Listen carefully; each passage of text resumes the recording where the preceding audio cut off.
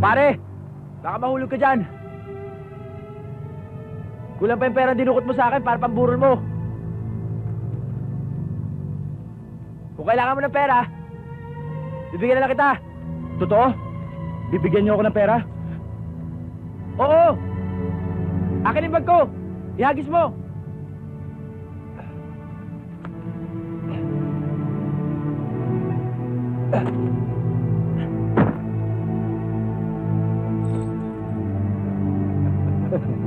Paano naman kami?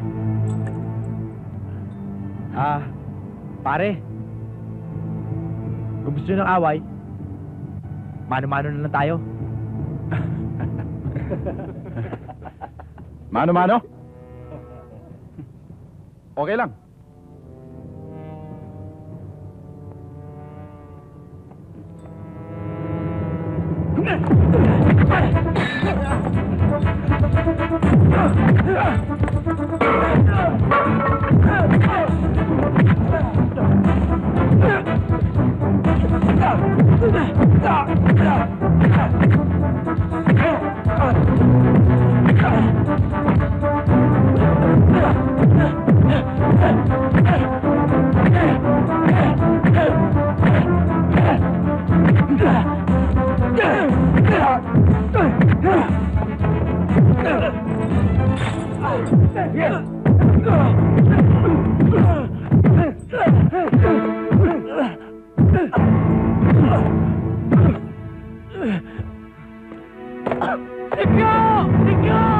Sigura, pare! Dali!